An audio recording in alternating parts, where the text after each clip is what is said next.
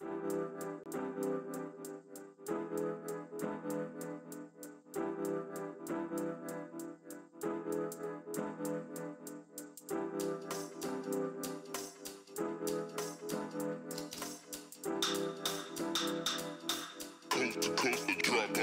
level.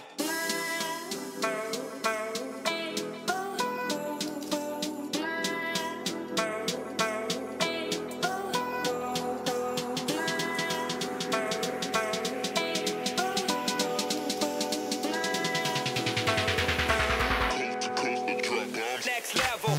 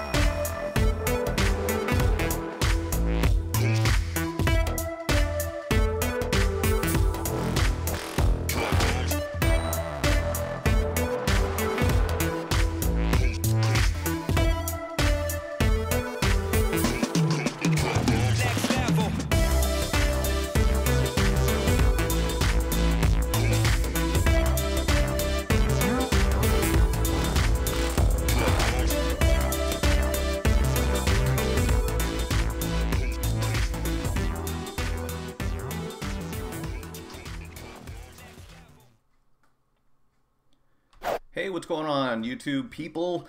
Today we're going to be talking about 5G and why you shouldn't get too excited about that just yet. Also, Huawei dismembering the community which helped it grow. That's kind of a strange turn of events here. Apple to launch 3 new iPhones. We kind of already knew that was going to happen. One with a larger screen, and apparently no new iPad mini this year. I think that's kind of a funny name when you think about it. Tesla semi-truck already crossing the US alone. That is in quotes for a reason.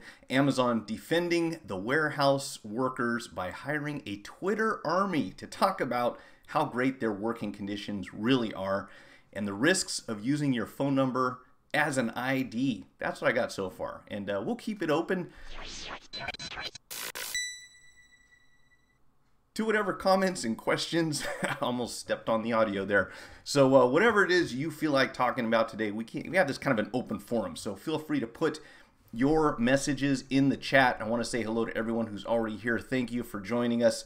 We got a lot of people on already. We got Caesar, we got Alilo, Alawa. I hope I'm saying names right here, people. I really try. Inspiratori, or Inspiratori. That's a tough one.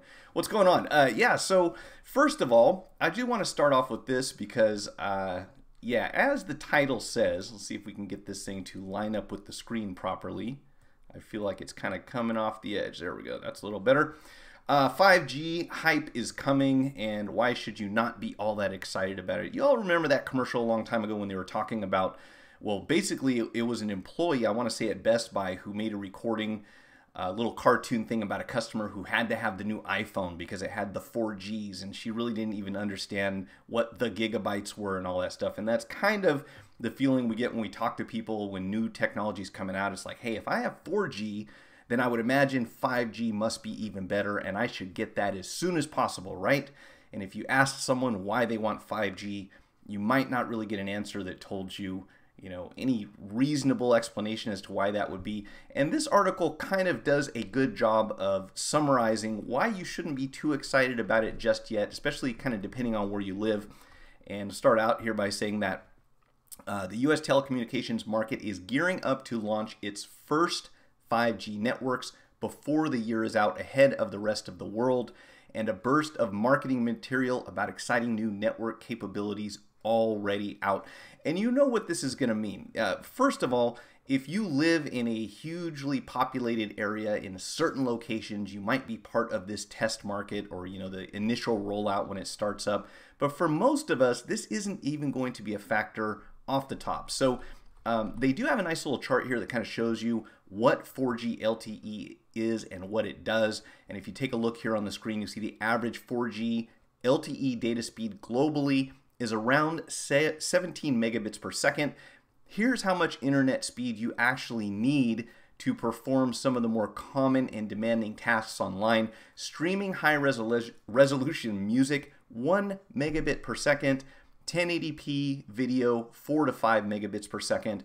4K video, 15 to 25 megabits per second. So that's probably the one area where if you were really concerned with streaming 4K video, this is where 5G would probably come into play and you would see an improvement. Now, granted, you've got to have a source and you have to have a device that supports 4K resolution. If you don't, you're really wasting your bandwidth and your time and energy. So, unless you have a 4K screen, which, personally, I am not going to watch a 4K video on a screen this size. I'm watching 4K on my television or, larger monitor. It's not something I'm going to do mobile because you're probably not even going to be able to tell the difference. In fact, there's a very good video that I'll have to add to the links in the description that explain the human eye, and for most of us, there are some exceptions, a lot of us can't even perceive most of the differences that 4K will bring to a display. So that's something you want to view with skepticism. Again, you don't want to spend your money on something you're not really benefiting from, right? And obviously, when a new network rolls out, we are all paying for that in one way or another. Online games like Fortnite, 3 megabits per second. So we're not really talking about too many things, other than 4K video that are going to benefit someone when you move over to 5G. So just something to keep in mind. Now, it goes on here to say the obvious, and that is 5G won't be in full swing for years. Early 5G developments will happen in densely populated areas. For everyone else, it's not something you're really gonna see, and you're going to need to buy a new handset that will support 5G. So this is another part of the equation here, and that is you putting more money in just to be able to enjoy whatever benefits might come from this new technology, faster connection speed, but mainly a marketing tool that whoever does it first is going to be able to say, hey, we've got 5G, nobody else does, you should buy our service. And then if you read in the fine print, there will be lots and lots of restrictions, I'm sure. It will likely be 2021 or later before 5th gen networks cover a decent section of the US. So even if you buy the handsets that they're kind of, hawking nowadays and saying, hey, you need this to support 5G, it's probably going to be a couple of years before you can really expect to get consistent 5G coverage. Again, depending on your location.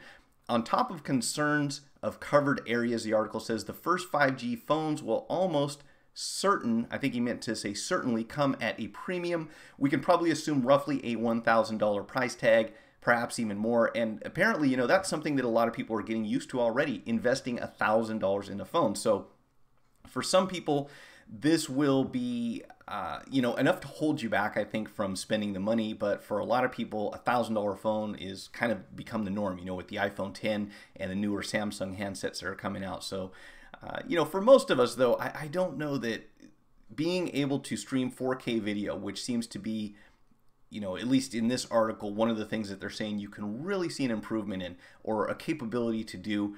Can you justify spending $1,000 on a handset to use 5G for 4K video in limited coverage areas that you're going to have? I kind of doubt that. Return of the data caps, and this is my favorite part. What is the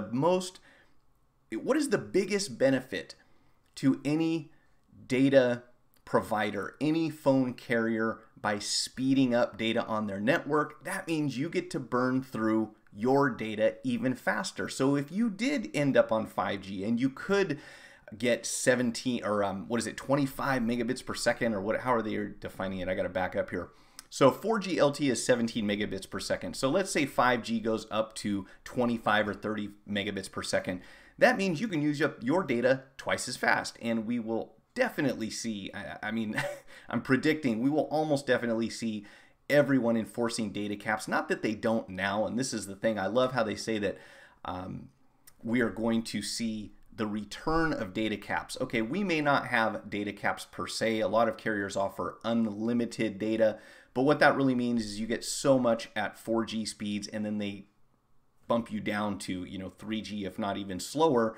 And then your phone is, for all practical purposes, not operating the way that you would expect it to. So I'm very skeptical about this kind of stuff. What 5G contracts will look like, it says, remains a great unknown, but history suggests that these faster data speeds will come at higher prices, obviously, and possibly with lower data allotments, at least in the first few years. And again, on unlimited data plans, that doesn't mean exactly what you would think that it does.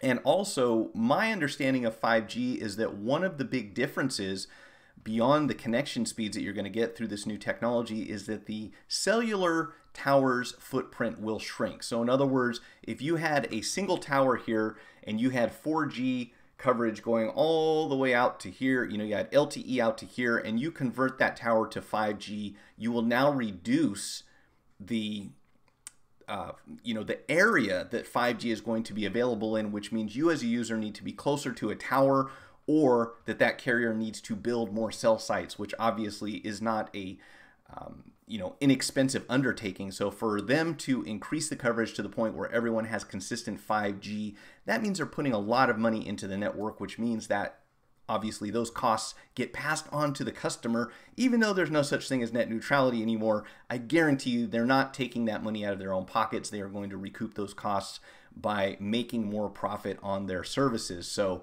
we will, and here's the funny thing, of course, is that whether or not you choose to go with 5G, part of your payment will be going to pay for these new networks to be built out. That's usually the way that it works.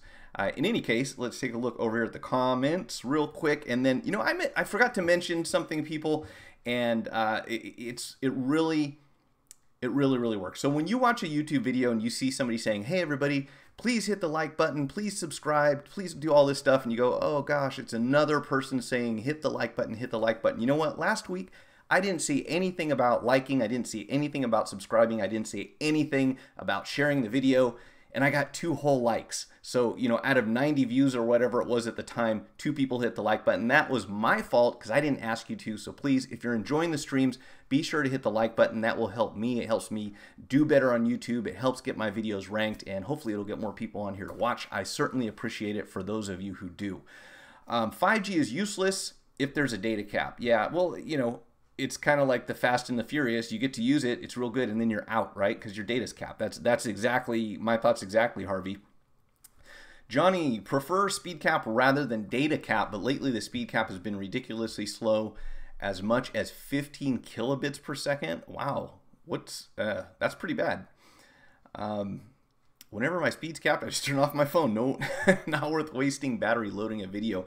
I suppose I'm fortunate in that I'm almost always connected to a Wi-Fi signal. When I'm on the road, I'm generally not using my data. I mean, there are some exceptions. I don't really like the idea of logging into a hotel's Wi-Fi network, or Starbucks or McDonald's or any other public Wi-Fi, because they don't generally have any sort of security measure set up there. So occasionally I'll use my 4G, but for the most part, I have lots left over for the next month, before I go through it. But I'm sure that there are a lot of people out there who have legitimate, needs for 5G. networks, it's just the question is, when is that really going to happen? And how much is it going to cost? And again, if the data is capped, especially if you're a firefighter, well, then that does kind of diminish the value that you're going to get from it. Rule of thumb is the faster the antenna, the shorter the distance in between. 5G must use an antenna tower for every half mile. Yeah, that's one of the big challenges, with faster speeds. Like you said, Johnny, is that the footprint from the cellular tower shrinks, and so you have to be closer to it in order for it to work. Reminds me a bit of the speakerphone in my car, because I used to put my phone on speaker while I was driving, and I don't really talk and drive anymore. But when I did, there was so much road noise that I couldn't hear people. I would have to bring the phone so close to my ear in order to hear it that it was like, you might as well just be using the phone rather than the speaker. So that was the funny thing about it. I couldn't figure it out. I was like, I've got a speakerphone, but the speakerphone only works from here to here. So what's the point in having it on speaker, right? Yeah, so, okay, that's it for that one. I'm going to move on here because we have a few more topics that I've kind of lined up. And again, this is very casual, folks, so we talk about whatever we talk about. But I do have a few things picked out just in case we need something to fall back on, or otherwise I thought you might be interested in hearing. So I wanted to share this with you. And this is from, now my screen's all goofy again. I think it's because I'm switching between interfaces here. So Huawei dismembering, that sounds pretty graphic, right? Huawei is dismembering the community which helped it grow. That doesn't sound good. So what is going on, Huawei? What are you doing? We know already that Huawei's had some problems here in the US. For the most part, people who are in government, security-related fields have advised American citizens that they shouldn't be using Huawei because at one point in time they were associated with or partially owned by the Chinese government, who now apparently is this big threat to American security. And if you buy a Huawei phone, they might be able to build in a backdoor so that they can spy on you too. So, if it wasn't enough for domestic entities to spy on everything, now we have to worry about people outside the country looking at, what games you play online or who you're talking to in your text messages. Anyways, that unless you're in a very sensitive position, I can't imagine who would really care where they're being spied on from, But that aside, amidst privacy concerns, the company has started to lash out at the community which helped it grow and helped get it, especially its sub-brand Honor, off the ground. Not only have they begun to block users from unlocking the devices which they paid for, they are now looking to make users return their already unlocked devices to their normal state, according to numerous reports on the forums of XDA developers and well-known Magisk developer Top John Woo. Now, I should clarify, this article kind of assumes that people understand when they refer to unlocking, what they're talking about is the bootloader on the phone. So if you buy an Android phone and you can achieve root or you can unlock the bootloader, you're able to customize the way that your phone looks. You can actually get rid of a lot of the bloatware. If you don't like seeing the things that are built into the phone, you can say, okay, I'm going to install a custom ROM. It's going to change the appearance on my phone. It's going to delete a lot of this stuff that loads, when I don't want it to. One of the things that really sets Android apart from iOS is that you often have the ability to go in and customize and say, hey, you know what? I never use this app. Take it off the phone. It doesn't need to be here. It's taking up room. It's slowing things down. Get rid of it. So that's kind of, one of the main motivating factors, at least behind people who are involved in development and like to tinker and kind of mess around with their phone and change it from the way that it was in its factory state. That's one of the things that attracts people to Android. So what they're saying here is that Huawei had encouraged this to a certain extent in the past, and now they're actually changing their stance and quite a bit, to an extreme here. So what's happening, John Woo, who is apparently involved over here at XDA Developers, tweeted, I am informed that new Huawei OTA will make installing Magisk unable to boot at all. At this point, I might just simply ignore this brand even exists. Huawei lashes out at custom ROM users. Huawei was huge with the development community for a number of reasons, no less because their devices were some of the easiest to unlock out of all of the major manufacturers. You simply applied for your key online and promptly received it. So you could go online and say, I want to unlock the bootloader on my Huawei device, and they would say, okay, here's the key, you can unlock it, and there you go, you're free. Now, apparently they have changed their stance on that. The company's sub-brand Honor was even more developer-friendly, at least at one point in time.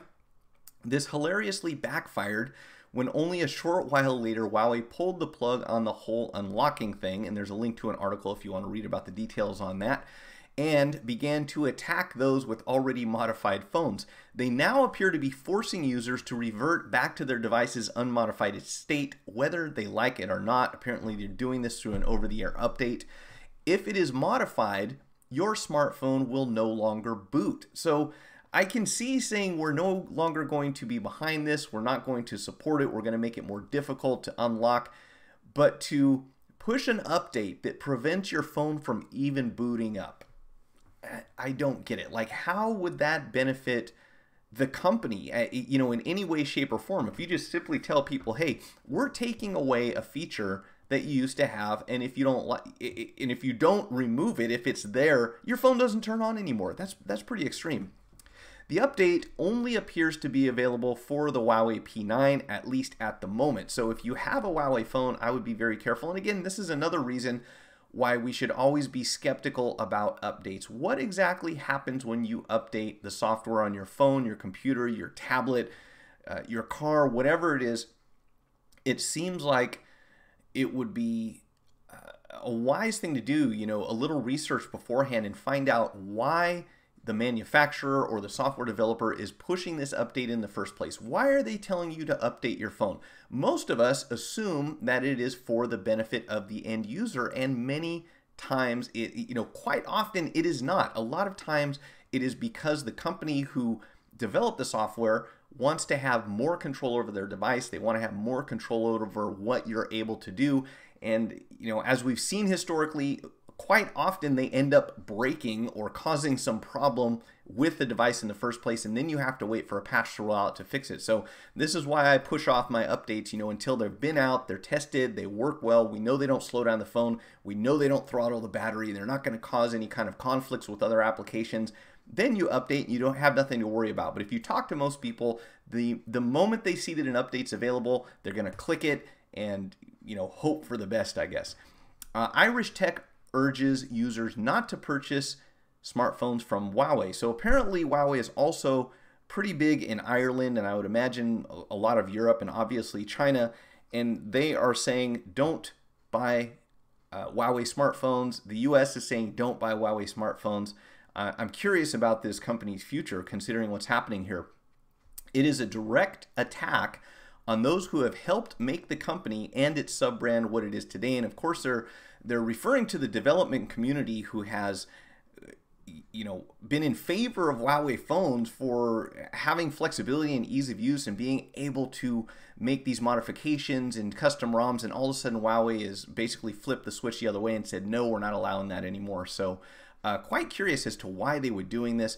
And I love this comment down here at the bottom, which kind of summarizes the whole idea behind this, or the whole philosophy. This is how big corporations operate. Be nice to the user base when you're starting out, then be a dick to them once you've made it big. Look at how Twitter has started treating third-party app makers since they got big, and I would say this extends to almost every company. You know, as of late, Facebook, look what they did as soon as they started getting big. You know, as soon as Apple figured out that they had this high degree of loyalty with their customers, they started doing crazy stuff. And I think that any company out there has there's a good chance that they could go that direction when they know that they can. It's very unfortunate that that happens in the first place. Mike, did you drive stick while calling? Back in college, I would often juggle my phone while shifting gears. You know, Harvey, I'm going to say, I'm going to be very honest here. Back in my account executive days, when I was on the road like 8 hours a day, going to appointments, meeting people out in the field, and I was selling phones, okay? I was selling cell phone contracts. So guilty. You know, there were no laws at the time, and it's not a good idea, and I certainly don't advocate it.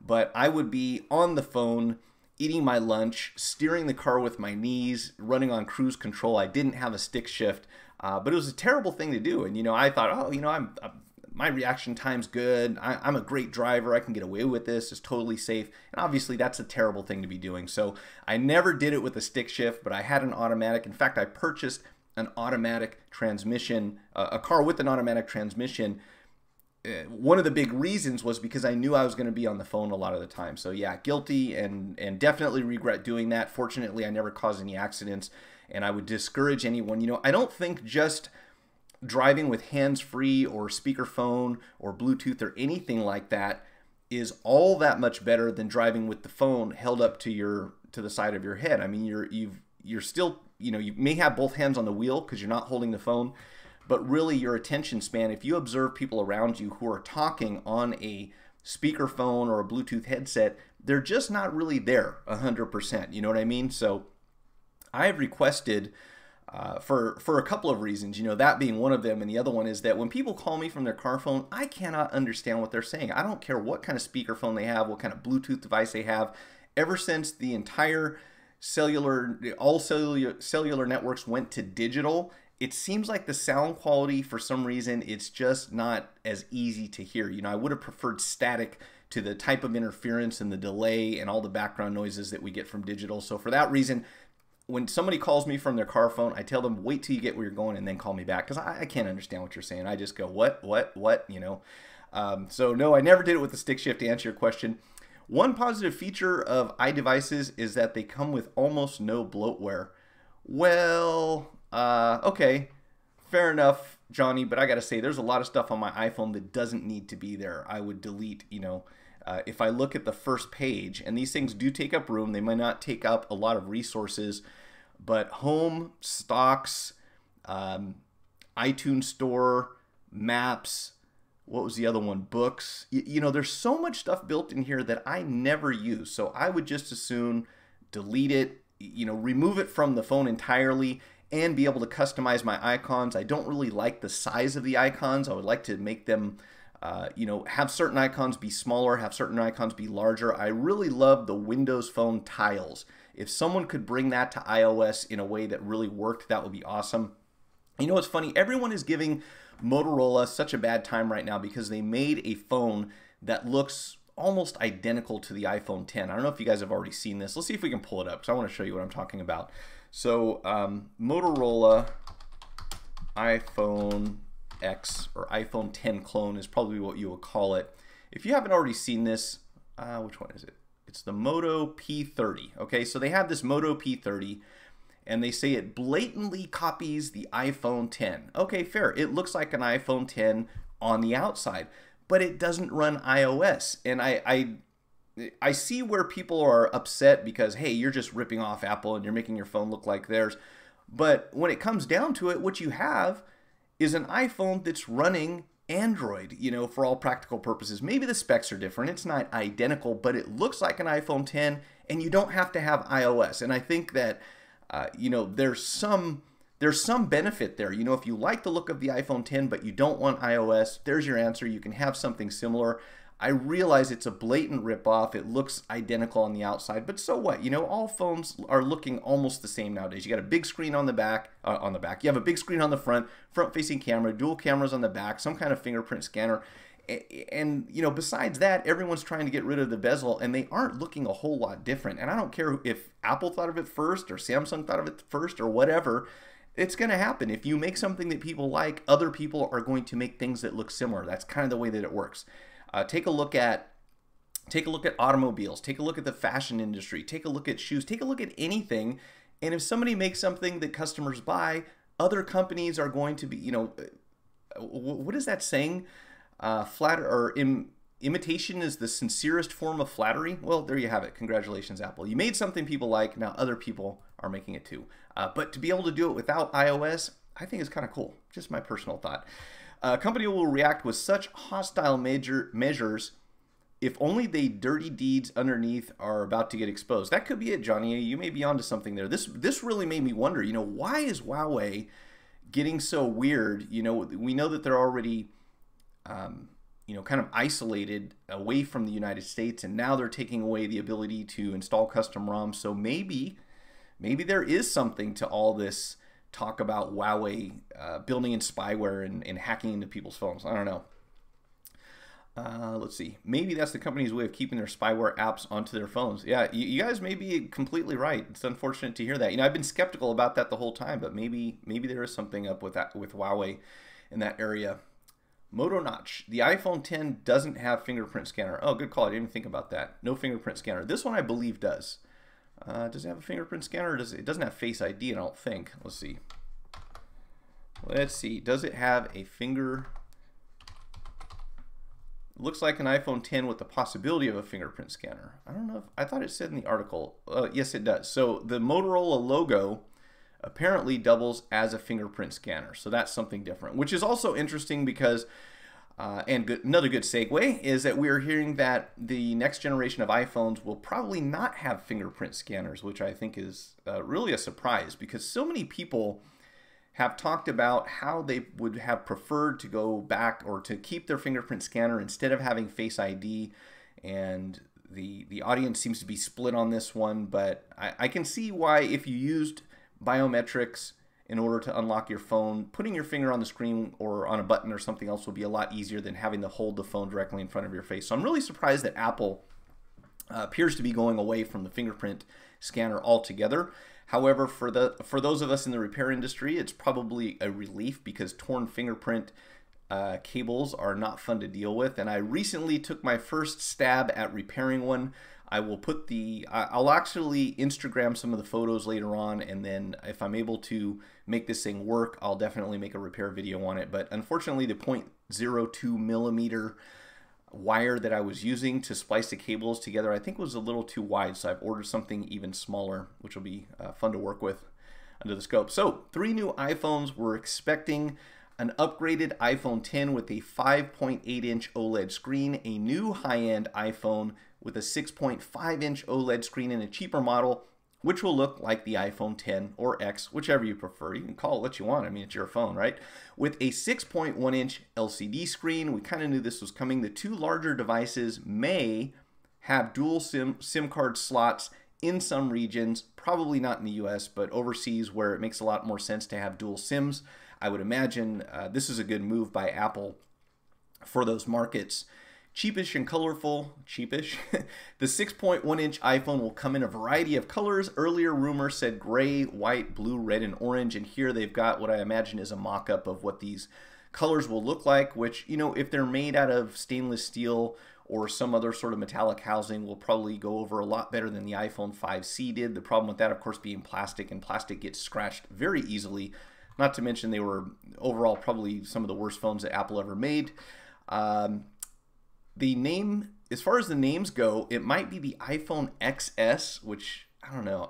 Don't you think that it's kind of time for them to get away from this whole numbering thing? I mean, I guess the idea is that the name of the phone is iPhone, and that's what made it popular, right, in the first place. So like Samsung has their Galaxy series, Apple has their iPhone series. So I suppose iPhone is the real name, and they've just added the numbers on the end to designate which generation we're talking about.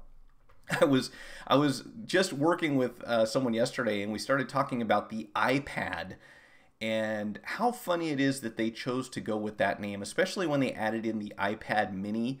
I wouldn't have really been surprised, but it would have made me laugh even harder if they would have come out with an iPad Maxi.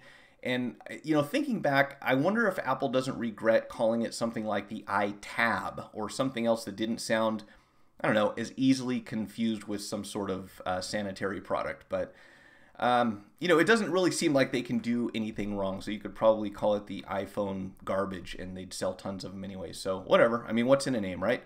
We're also expecting updated AirPods, a new Apple Watch with a larger screen in the same body, supposed to be compatible with the current bands that are available for the iWatch. Is that what we call it? The Apple Watch. A new wireless charger, probably the much delayed AirPower Mat, and upgraded iPad Pros. I think that was a typo also. iPad Pro with slimmer bezels and Face ID replacing the fingerprint sensing home button. So now we're looking at Face ID most likely on the iPad series, which is an interesting move. And I think it's also kind of funny that they chose to call a larger tablet a Pro. I'm not sure what exactly that means. But, you know, again, it will probably sell like crazy simply because it has Apple branded onto it, whatever it is. I really hate that they refer to the X sizes the way they do in your hands. Well, mine at least, it doesn't really feel that much bigger. I think they should put the body size instead of the screen. Good point, Sam. Do I call you Piano or do I call you Sam? I don't know. Anyways, Piano with Sam was with us. Welcome to the stream, man. Haven't seen you around for a while. At least a week, right? All right, so we shall see. Obviously, there's going to be people talking about what they think they're going to expect from the iPhone. We really never know until last minute, but generally, or at least consistently, they've been announced in September, so we'll see them coming up pretty soon, which is smart because they want to get on here before the holiday season. Makes a lot of sense.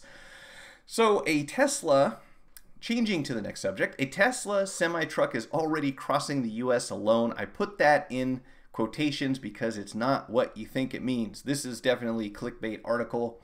I just, a couple days ago, I don't know how many of you are superhero movie fans, but I just got around to watching Logan, one of the more recent X-Men movies, because it's on HBO. So in this Logan movie, they show self-driving trucks, which is ironic because I watched it like one day before I saw this article about these Tesla trucks, Tesla self-driving trucks, somewhat, to an extent. Not really, though. Tesla boss Elon Musk tweeted that the vehicle was driven across the country alone using the existing Tesla supercharger network, which is quite a feat considering it's still early days for the Tesla Semi. So they didn't mean that there was nobody else in the truck, which is what I thought at first, which raises some concerns. One, to have self-driving vehicles, but a self-driving semi-truck obviously can do a lot more damage if it collides with something else on the road. There was no escort, no backup vehicles, and no reliance on the still-to-come mega charger station. So again, very clickbaity title here. What they meant is that the truck was able to be recharged and make it across country. It doesn't mean there was no one else in the truck with it. Still no word on when the Tesla Semi, we should just call it the Tesla Semi. The Tesla Semi will go into production, but it comes with a different set of consideration to the Tesla cars, managing a huge amount of weight and being able to travel autonomously in convoy, for example. Yeah, and not to kill lots of people. I guess that would be one of the other concerns, right?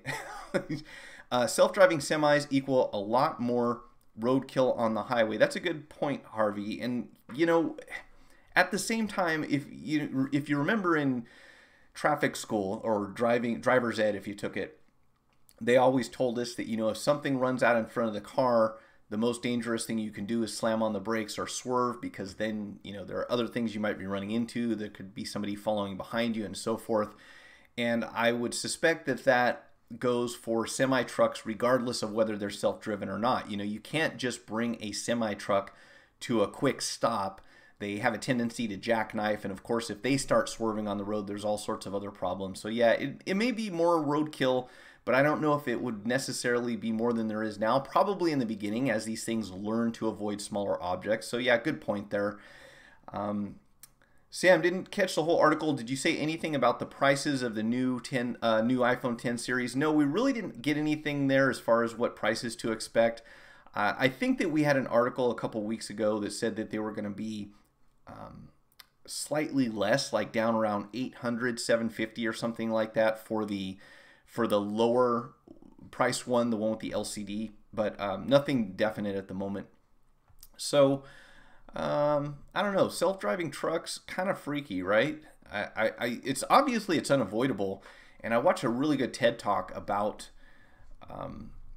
automation and people losing jobs and things, and they pointed out that driving a truck is one of the largest occupations where you can actually earn a decent living without having higher education, and a lot of that is going to be going away in the near future. So there's a question as to what to do with these displaced truck drivers, and that's really only the beginning, right? There are lots of things that are shifting over to automation, and in a purely capitalistic society, what would eventually happen is that a very small number of large corporations and wealthy people would own all of the automation equipment, which means that basically no one else will be able to get a job. So what do you do in that situation? You certainly can't allow for society to reach a point where people can't feed their children, because that is when you see a revolution. That is when you see an uprising, where people, not that they won't put up with it, they can't put up with not being able to have some source of income. So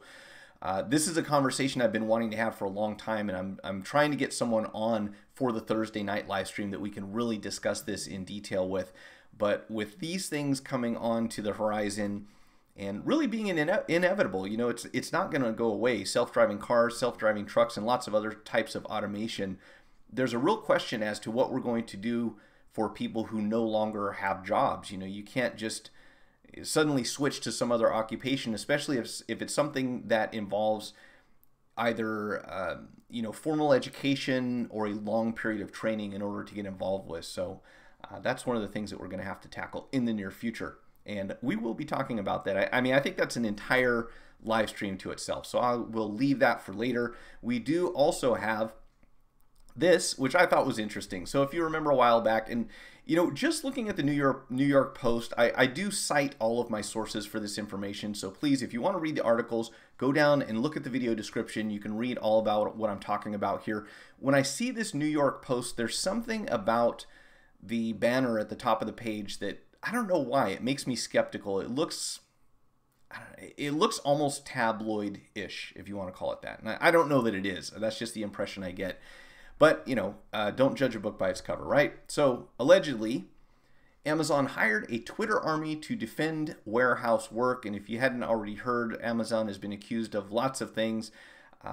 Long story short, exploiting their labor force in order to make more money, which, isn't out of the realm of possibility, because large corporations have a tendency to do that. So these Amazon warehouse workers don't take food stamps, and they don't pee into bottles, and they're getting paid to tweet about it. That's what they say in the beginning of the article. So Amazon apparently, allegedly, this month has quietly recruited at least 16 gung-ho FC ambassadors who are taking to Twitter to push back against various workplace complaints. Speaking of labor.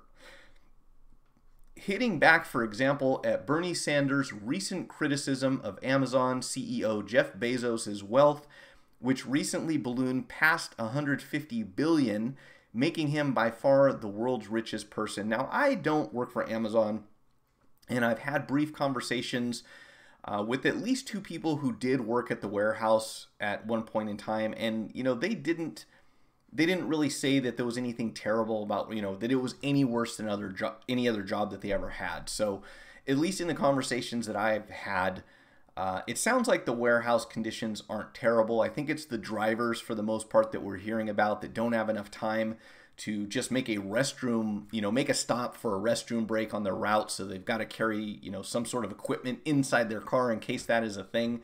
In case they need to do that. And I swear I heard about another courier doing the same thing similar. In any case, someone had thought that these were maybe bots that we were hired to do these tweets. And one, Hey Jack, an ambassador, recently tweeted responding to a speculation that a bunch of bots and or actors were operating the ambassador's accounts.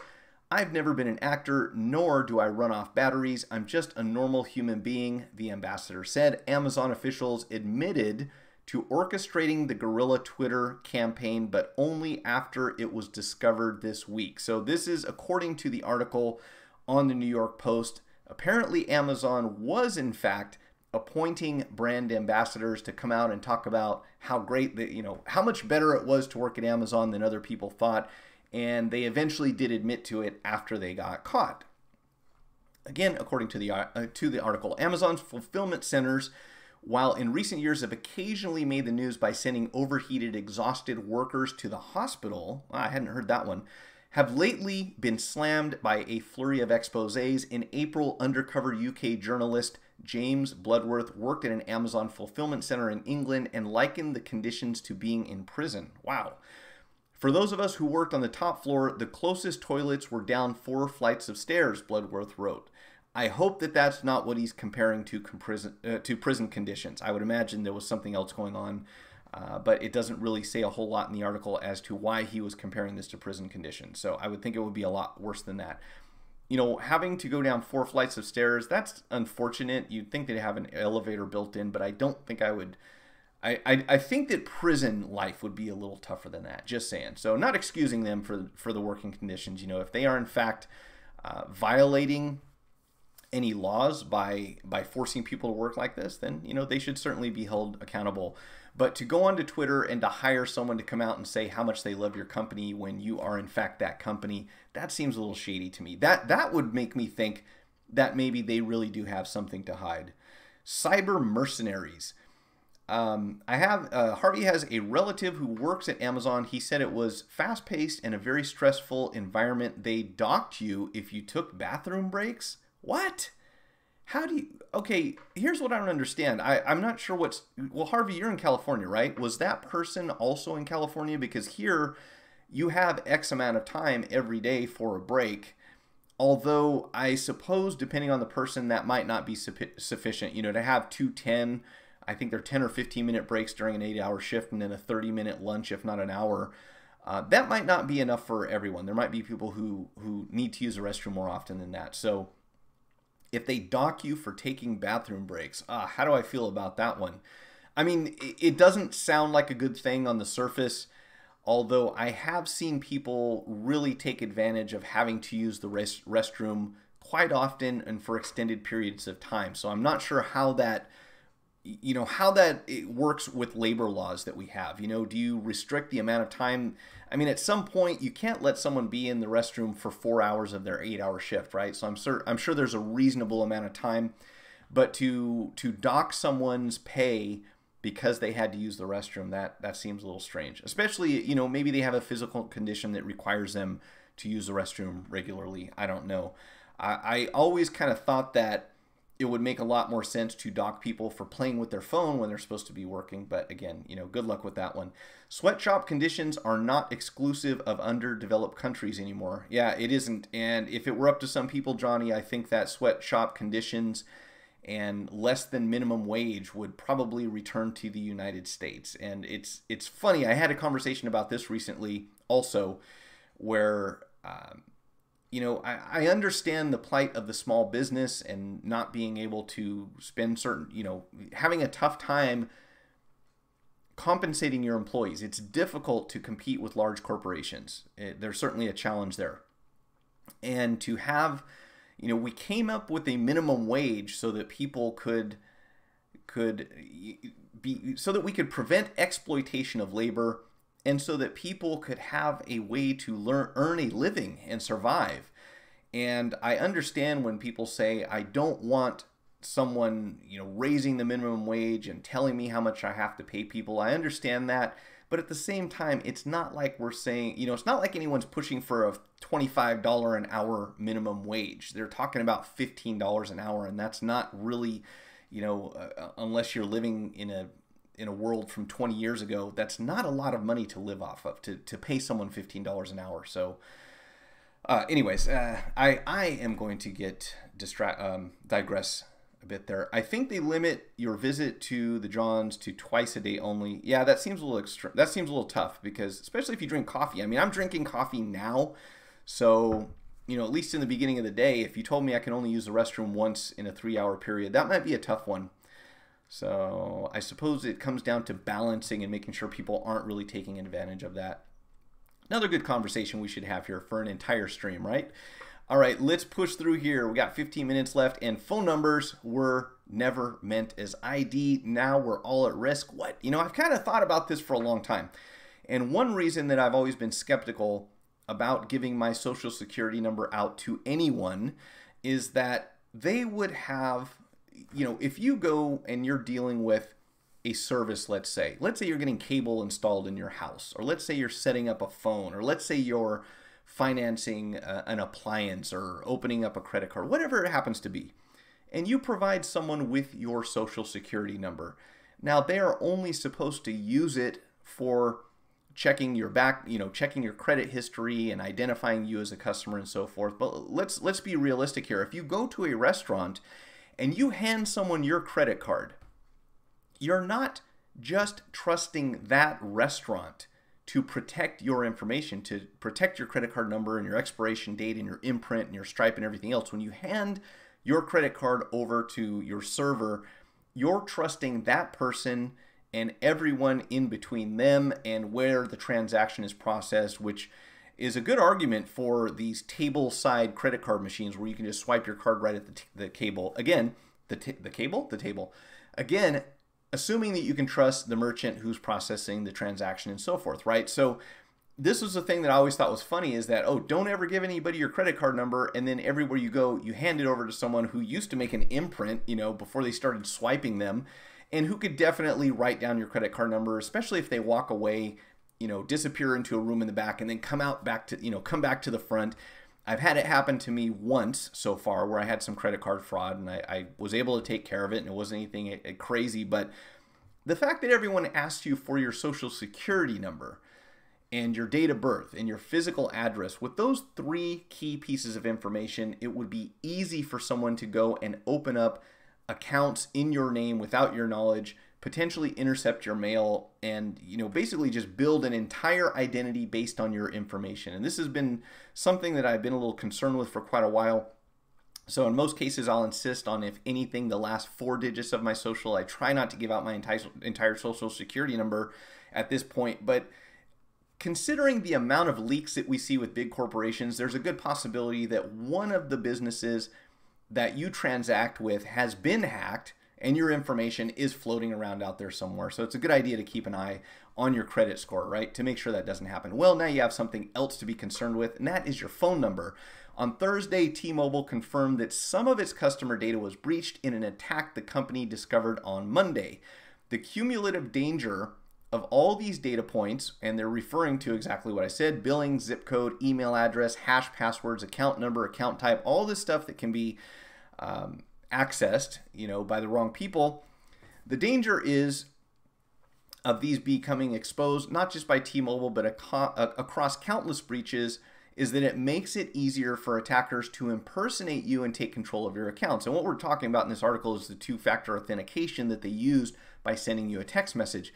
In recent years, more and more companies and services have come to rely on smartphones to confirm or authenticate users. And if you remember, a few months back, there were people who were calling into customer service at T-Mobile, if I remember correctly, and they were convincing the other person, the person at the customer service level, to change the SIM card number on the customer's account, so that way their number then goes on to, you know, as long as they know your phone number, they punch it into their phone, or they reprogram the SIM card so that now they have your phone number, and with that they can access your 2-factor authentication and get into a lot of your accounts. In practice, it means that a single, often publicly available piece of information gets used both as your identity and as a means to verify that identity, a skeleton key into your entire online life. Hackers have known this and profited from it for years. And again, if you want to check out this article, there is a link right here where you can read about exactly that. The United States itself does not offer any type of universal ID, which means private institutions and even the federal government itself have had to improvise. And that means that they have said, well, everyone has a phone number, and there's a good chance nowadays, because of number portability, that you're going to take that phone number with you wherever you go. So in the past, a phone number wasn't as reliable of a method of identifying people because people would change numbers, they would disconnect it.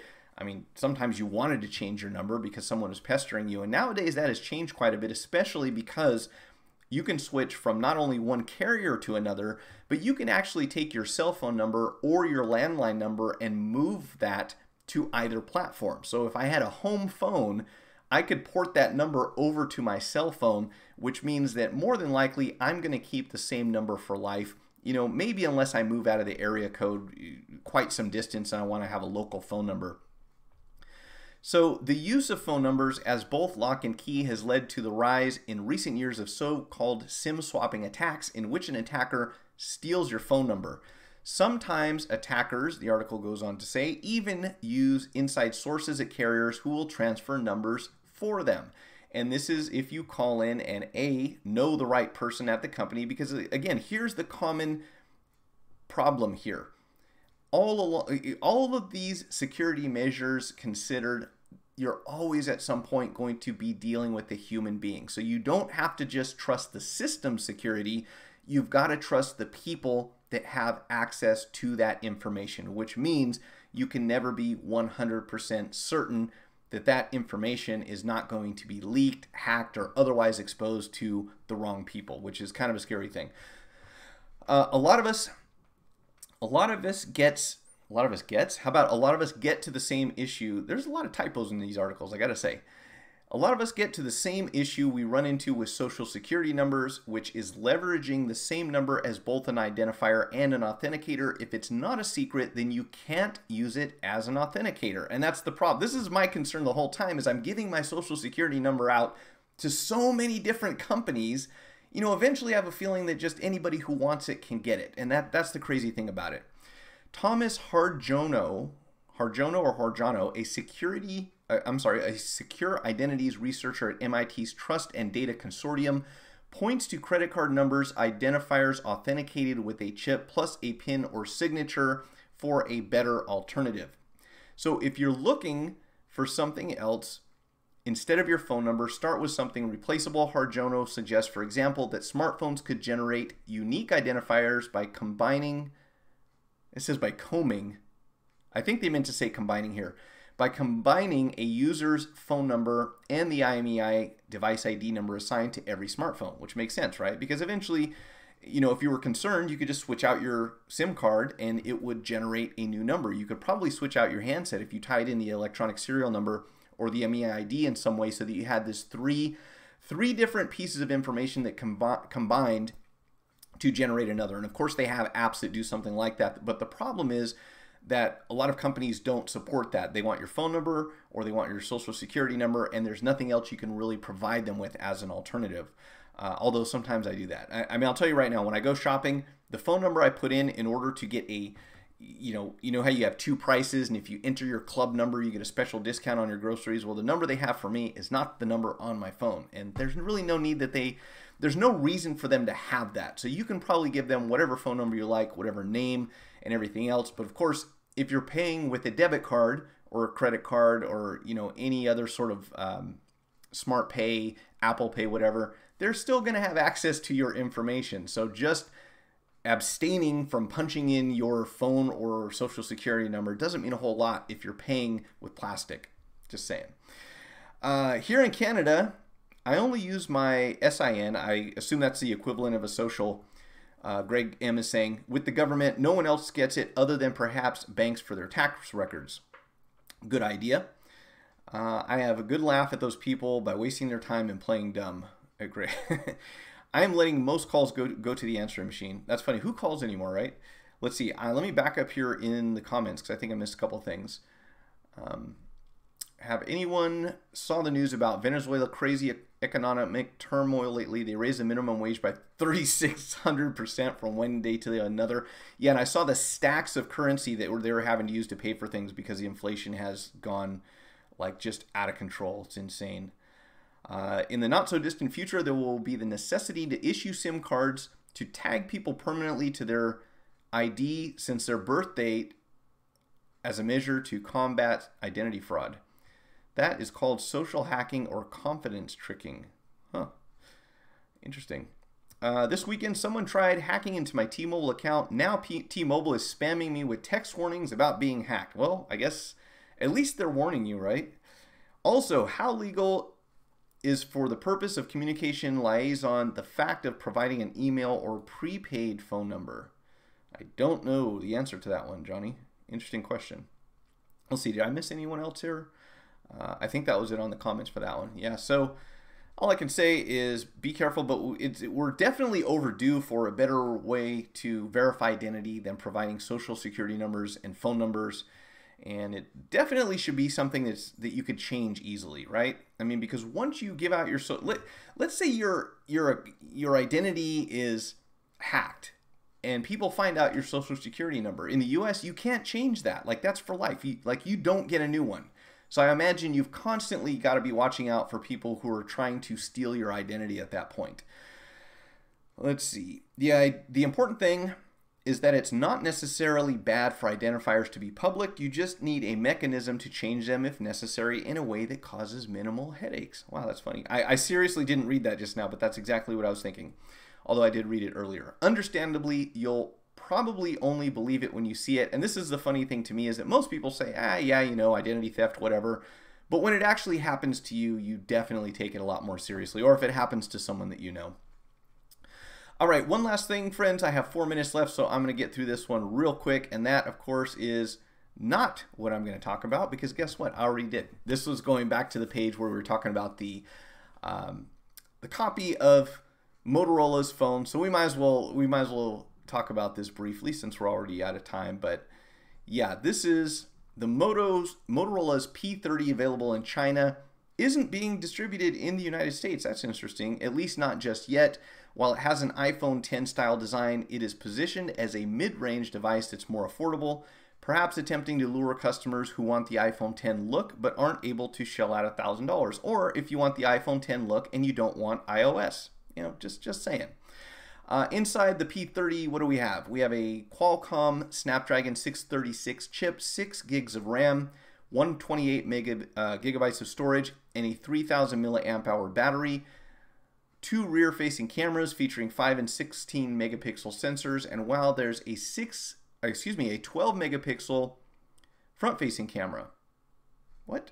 Despite the notch, there's no front-facing facial recognition system. So why is there a notch if there's no Face ID? I really don't get it. Who likes the notch? Like, why would you purposely build a notch and just those 2 little horns at the side? I really don't. I guess it's just so it will look like an iPhone X. So fair enough. If you want something that looks like an iPhone X, doesn't have iOS, and doesn't cost $1,000, maybe this is something to consider. Although, we shall see. Motorola has kind of been hurting for a while, so I really hope that they do make a comeback and start selling more phones. But they probably have their rapid charge technology built into that. I probably should have looked at that. Let's see. How fast does it take? Whoops, wrong screen. What just happened here? That was weird.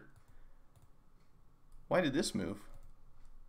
Huh. I don't know what I just did. I must have hit a combination of buttons to totally jack up my titles here. Well, I guess we can just do without that for the moment. How about a big red stripe at the top of the screen instead? Motorola will always be a well-trusted manufacturer of reliable handsets. I don't know. I like Motorola. They certainly made durable phones for a long time. And what is going on here?